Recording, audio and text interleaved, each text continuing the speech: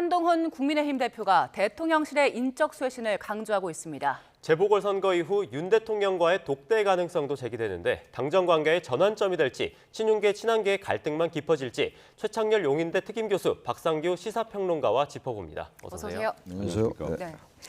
어제 재보궐선거 유세를 위해서 국민의힘 한동훈 대표 부산에 갔는데요. 현장에서 김대남 전 대통령실 행정관 등 김건희 여사 비선 의혹이 있다 이런 질문이 나왔습니다. 거기에 대한 한동훈 대표의 발언부터 듣고 오겠습니다. 대통령실의 인적 쇄신이 저는 필요하다고 생각합니다. 그것이 정부와 여당이 민심에 따라서 쇄신하고 변화하고 개혁하는 중요한 출발점이 될 거라고 저는 생각합니다. 네, 그 용산 인적 쇄신이 필요하다라는 얘기를 했는데 사실 대통령의 인사권 문제이기 때문에 굉장히 민감한 사안이잖아요. 그리고 뭐 이거 비롯해서 최근 김건희 여사와 관련된 논란에 대해서 발언 수위를 한동훈 대표가 높이고 있는데 그 이유 어디에 있다고 보십니까? 여러 가지가 있을 겁니다. 아마 이제 재보궐선거도 의식을 했었을 것이고, 그리고 이제 대통령과의 독대가 이루어질 가능성이 높잖아요, 지금. 대통령과의 독대에서 자신의 입장을 분명히 하겠다라는 사전적으로 입장을 얘기한다고 볼 수가 있고, 또 하나가 우선 국민들의 어떤 민심 이반, 그건 우리가 분명히 인정할 수 있는 거 아니겠어요? 정권에 대한 민심 이반 같은 거. 따라서 본인의 생각을 그냥 얘기했다고 볼 수도 있어요. 그러니까 본인의 정체성 같은 거. 이 얘기는 계속 해왔던 얘기 아니겠어요? 민심에 부합해야 된다는 얘기는 특별히 뭐 김건희 여사 관련 발언을 하기 전에도 말이죠. 그 전에도 이 한동훈 대표가 해왔던 얘기고, 여러 가지 다목적인 것 같아요. 다목적이고 이대로 갈 수는 없다라는 판단이 섰을 것 같고요. 그리고 뭐니 해도 얘는 대통령실과 자신과 완전히 차별화를 하는 게 낫겠다는 전략적 판단도 있었을 거라고 봐요. 개인에 대한 어떤 정치적인 입지와 관련된 그런 목적도 있었을 것이고, 그게 아니라 순수하게 봐서 이대로 가면 안 되겠다는 생각이 같이 결합되어 있다고 저는 생각해요. 오로지 전략적이고 목적성을 가지고 했다기보다도 이대로 안 된다는 많은 사람의 인식이 있는 거 아니겠어요? 그리고 총선 참패한 지 벌써 꽤 됐잖아요. 4월 10일 날 총선이었는데 그 이후로 변한 게 없잖아요. 야당 대표와의 회동도 있었습니다만 그 이후에도 그랬고, 또 취임 2주년 국정브리핑 기자회견 때도 별 뭐 성과가 없었고 말이죠.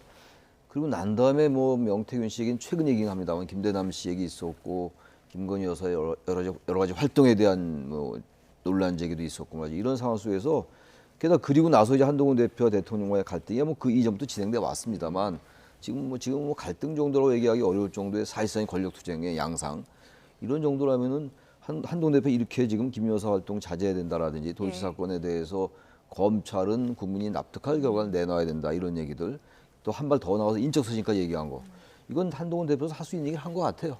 그리고 이제 조금씩 수위를 높여가는 건데 인적 쇄신 이런 얘기 하기 어려운 얘기는 합니다만 사실 개혁과 변화의 가장 핵심이 인적 쇄신이거든요. 할 얘기 했다고 생각합니다. 네, 아까 교수님도 언급해 주셨지만 이렇게 용산 인적 쇄신 발언까지 나왔습니다. 친윤계는 독대가 있는데 이렇게 비공개로 요구하지 않았을까 이런 입장인데 어떻게 보십니까, 평론가님? 저는 뭐 이게 다분히 선거용이다. 또 외용이라고 봅니다. 왜냐하면 전에도 말씀드렸지만 독대 자체가 원래 비공개를 전제로 하는 용어거든요. 그걸 굳이 언론에 공개하는 이유가 뭔가. 또 7명의 숫자까지 언급을 했고요. 법무장관으로서 할 수 있었던 부분인데도 수사에 대한 일종의 가이드라인 제시까지 한 셈이 된 거예요. 논란이 있는 부분이거든요. 게다가 김 여사의 활동 자제는 21년으로 거슬러 올라가는 옛날 것까지 끄집어내서 가장 3가지의 포인트를 공략한 이유가 뭐냐. 지금 한동훈 대표가 부산 금정구청장 선거에 올인하고 있습니다. 어제로 내려간 게 4번째고 또 내려간다 그러는 거예요. 지금 4군데에서 이 선거가 있는데 2대2를 만들어야 한동훈 대표는 독대에 대한 동력이 생깁니다. 쉽게 말해서 금정을 무조건 지키고 또 인천 강화도 지켜내야 되는 거예요. 영광 곡성이야 뭐 야권 싸움이니까 서울시 교육감은 좀 떨어져 있는 일이고, 따라서 본인이 이 금정구청장 선거에서 지금 초박빙의 대결이 됐어요. 야권이 단일화를 하면서 이게 지금 아주 위험한 상황이 된 겁니다. 한동훈 대표로서는 다소간의 무리수를 두면서까지라도 이런 발언을 해서 누구에게 호소하는 거냐? 용산에게 호소하는 게 아니에요. 사실은 제가 볼 때는 그 속내는 부산 금정의 유권자들을 향해서 말하는 겁니다. 나는 이렇게 할 말을 다 하고 또 내가 힘을 가져야 여권의 개혁도 이룰 수 있다라는 걸 대내용으로 계속 쏘아 올리고 있다라고 저는 해석을 하는 거거든요. 예. 따라서 친윤계의 이 반응, 그거 왜 비공개로 해서 효과를 낼 수 있는 일인데 저도 그렇게 생각하거든요. 원래 효과적으로 하려면 여당 대표가 대통령과 만났을 때 얘기해서 실질적 성과를 내면 되는데 굳이 지금 언론에다가 자꾸 얘기하잖아요. 부산 금정구청장 선거가 아주 초박빙인 것이 영향을 미치고 있다고 봅니다. 예, 이게 대외용이다, 선거용이다라는 말씀을 하셨는데 그러면 지금 한동훈 대표가 이렇게 발언 수위 높이고 있고 공개 발언을 이어가는 게 민심에 어떻게 작용할까요? 아니 그 민심 이반이라는 말씀을 아까 드렸잖아요. 지금 여기서 지지율 말씀은 제가 드리지 않겠습니다만 뭐 자료가 없을 것 같아요. 선거에는 좀 유리할까요? 이번 선거? 당연히 유리할 수 있다고 보죠.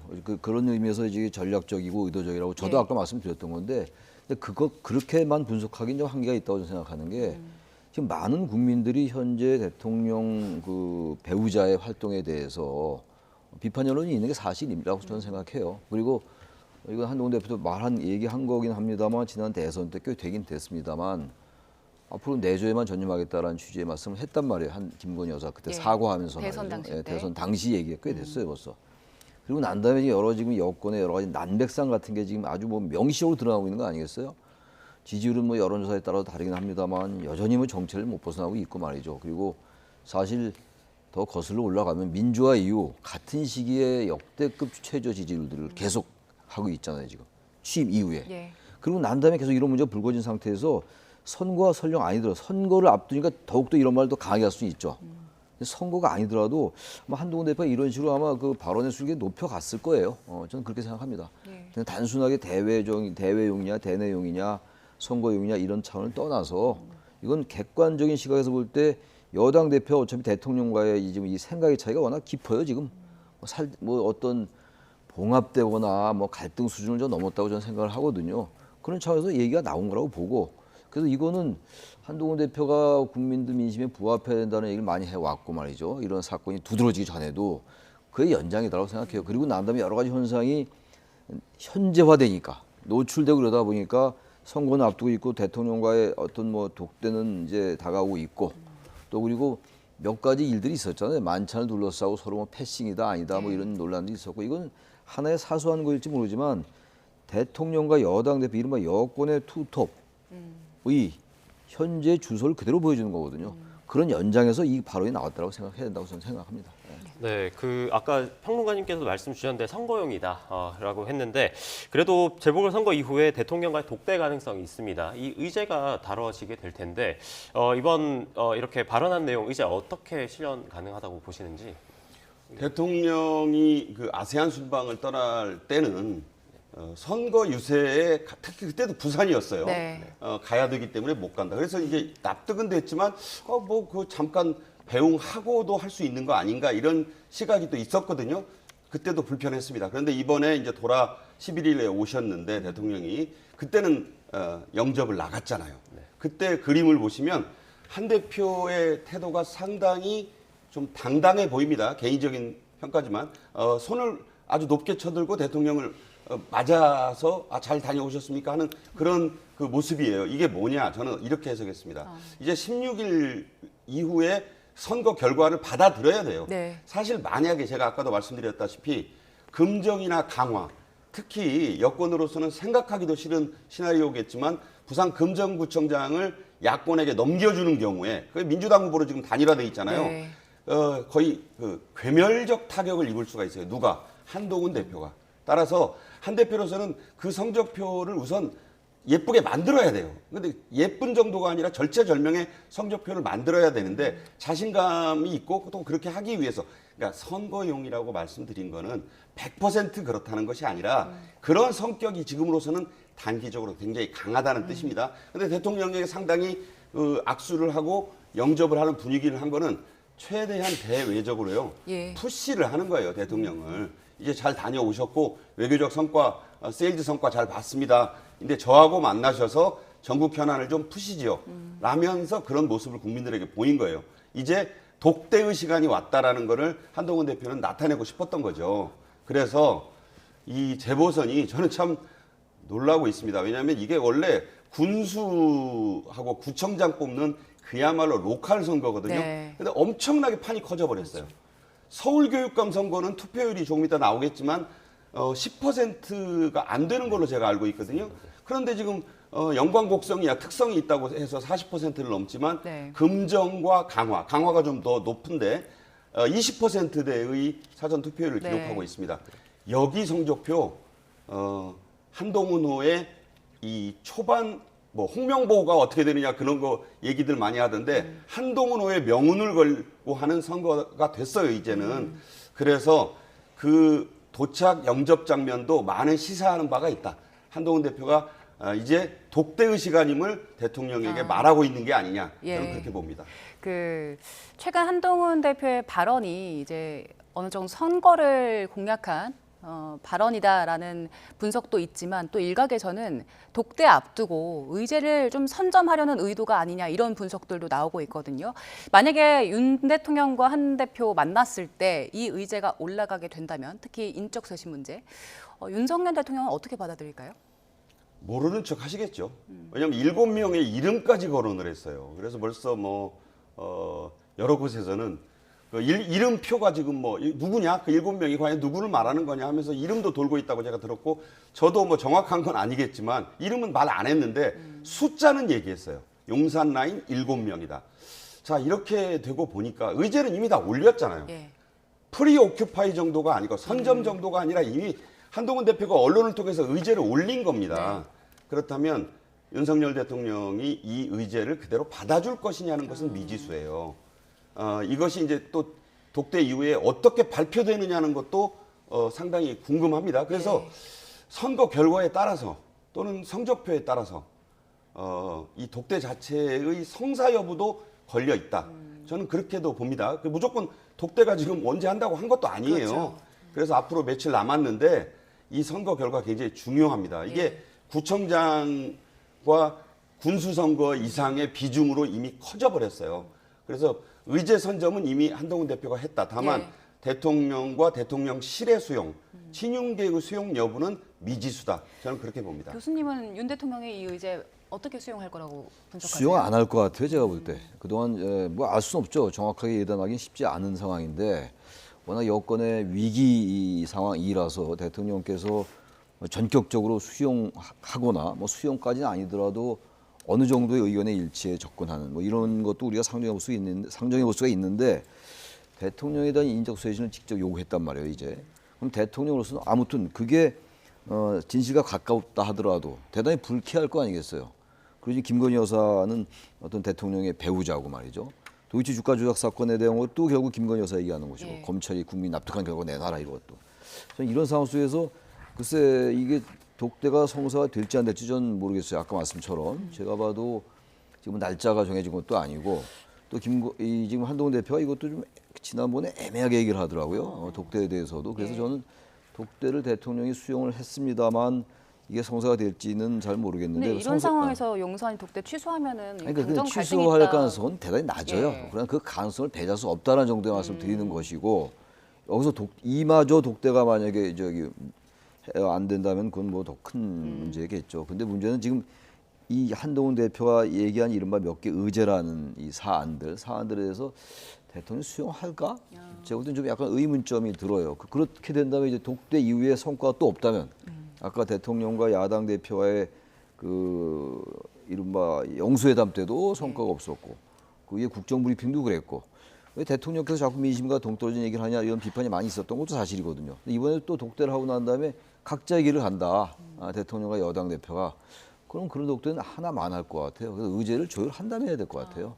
그냥 무조건 만난다. 이렇게 된다면 뭐 그리고 난 다음에 별 성과가 없다. 그건 더 위기가 될 수 있죠. 위기가 될 수 있죠. 네, 저는 뭐 우리 선배님 말씀에 더 부연해서 짧게 말씀드리면 사실 대통령이나 한 대표로서나 이 독대를 무산시킬 수는 없어요. 예. 지금 여권의 지지율이 동반 하락하고 있는 이 위기 국면이라면 위기 국면에서 독대마저 안 이루어지면 어떻게 되겠습니까? 이건 뭐 상당하게 어려운 그 추락이 또 예상이 되기 때문에 그래서 저는 요새 지금 접점을 조금씩 찾아가고 있는 의료 개혁에서 돌파구가 마련될 수 있지 않을까. 그러니까 이제 그 재밌는 게 있어요. 의료계와 정부가 만나서 엄청나게 또 싸우면서 토론을 했는데 예.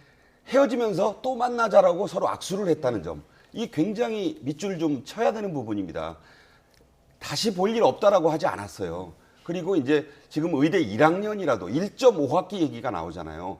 지금 7,500명이 1, 2학년 두 학년이 함께 수업받는 최악의 사태가 지금 가시화되고 있고 이주호 교육부 총리는 정말 이렇게까지 정부가 설득을 했는데도 안 돌아오면 재적 유급시킬 수밖에 없다.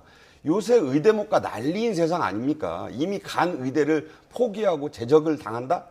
아마 학부모들께서 그런 사태를 원하지 않기 때문에 당사자들도 설마 하고 있지만 자 그렇다면 한 대표나 대통령이나 한 대표가 서로 찾을 수 있는 공감대가 뭐가 있겠느냐. 김건희 여사 문제 뜨거운 감자잖아요. 예. 또 뭐 인사권 문제라든가 이런 거 좀 건드리기 쉽지 않은 것들이거든요. 거기다가 뭐 검찰 수사 문제라든가 이런 거는 뭐 법무장관으로서 당신 그때 뭐 했냐 이런 지적에서 자유롭지 않고 의료 개혁에서는 뭔가 공감대를 이룰 수 있고 가시적인 성과 뭐가 나와야 될 거 아니에요. 독대 둘이 만나기만 하면 뭐 합니까? 결과가 나와야 돼요. 그 결과가 중요하기 때문에 그런 쪽에서 저는 조심스럽게 지금 양측이 물밑에서 조율을 하고 있지 않을까 생각합니다. 이런 부분이 있는 것 같아요. 그 아주 뭐 중요한 말씀하셨는데 김건희 여사 문제가 아주 뜨거운 감자, 뭐 뜨거운 감자 정도가 아니라 뭐 아주 핵심 이슈가 됐죠. 여야 공방에 이제 아주 뜨거운 쟁점이 되고 있고 국감은 물론이고 말이죠. 근데 거기서 그 문제가 지금 이 전국의 아주 핫 이슈인데 그리고 어렵사리 이제 그야말로 성사된 이 여당 대표 대통령과 여당 대표와의 이른바 독대에서 이 얘기가 거론이 안 된다. 그리고 의료개혁 얘기만 그냥 뭐 적당히 한다. 그래가지고는 정말 그 자체가 독대의 성과가 별로 없는 거로 해석을 할 거예요. 또 언론에서. 그러니까 이걸 어떻게 잘 조율할 것이냐는 문제인데 아주 고도의 정치력이 필요한데 그렇다고 대통령께서 지금 한 대표가 얘기한 걸 다 전격적으로 수용한다? 그것도 쉽지 않을 거예요. 그거 할 얘기가 있잖아요. 이건 검찰의 일이다. 나하고 관계없다라고 얘기할 것이고 또 김여사 활동 자제 이거는 어쨌든 국민의 여론을 살피겠다 이 정도 얘기가 나올 수 있는 것이고 그다음에 대통령실 인적쇄신 내가 알아서 하겠다. 인사권 대통령이 있으니까. 이게 된다면은 그야말로 많은 국민들이 지금 어쨌든 두 여권의 투톱이 그리고 대통령과 여당 대표가 글쎄 봉합이라기보다도 뭔가 국민이 바라는 그런 변화의 방향으로 갈 때 이게 이제 마무리가 되는 거거든요. 근데 그렇게 과연 될 수 있을까라는 의구심이 생기는 건 사실이라서 그럼에도 불구하고 이제 한동훈 대표는 자신의 얘기를 하는 거죠. 대통령실 입장은 계속 좀 왜 비공개로 하냐 뭐 이렇게 얘기하는 거 아니에요? 친윤 핵심들은 말이죠. 그러니까 여기서부터 약간 그 트러블이 있는 거죠. 제가 볼 때 비공개 공개가 그렇게 본질은 아니라고 보거든요. 아무튼 그렇습니다. 네. 네, 이 와중에 민주당이 또 이제 한동훈 대표를 향해서 거듭 압박을 하고 있습니다. 김건희 여사 특검과 해병대 특검을 대통령한테 설득을 해야 된다. 이렇게 압박을 하고 있는데 그러면서 이제 한동훈 대표가 법무부 장관 시절에도 이 수사가 이어지고 있었는데 의지가 없어서 지금까지 끌어온 거다. 이렇게 발언을 했어요. 여기에 대해서 어떻게 보십니까? 네, 제가 앞서 말씀드린 대로 한동훈 대표가 그때 법무부 장관일 때 뭐 했느냐는 논란에서 자유로울 수가 없어요. 그러니까 본인이 제가 아까 선거용 성격이 짙다고 한 것은 선언적으로 그렇게 지금 얘기를 하는 거죠. 근데 이게 이제 비칠 때는 과거 자기 법무부 장관 할 때는 안 한 거를 지금 법무부 장관에게 가이드라인을 여당 대표로서 주는 건가? 이런 그 물음표가 찍히는 부분이잖아요. 그게 굉장히 조심스럽고 민감한 이슈입니다. 그래서 저는 현실적으로는 또 수사심의위원회를 소집해서 물론 검찰은 이미 불기소하겠다라는 입장을 밝히고 있는데 그것만으로 아까 최 선배님 말씀하신 대로 그것만으로 민심이 특히 중도층의 민심이 달래지겠느냐. 여권 내부의 이반도 있는 이런 상황에서 뭔가 김건희 여사 문제에서도 좀 더 원스텝 모어 진전된 입장이 좀 필요하다고 보거든요. 그렇다면 대통령께서도 이 부분에 대해서 야 이거 뭐 해법을 안 내놓고 그냥 내 입장에 변함없다. 그러면 이게 되겠느냐. 이게 좀 고민이거든요. 11월 10일이 윤 대통령 임기의 반환점입니다. 생각해 보시면 한 달도 안 남았어요. 자, 뭔가 이 지지율의 반전 그리고 전국의 동력을 찾아야 돼요.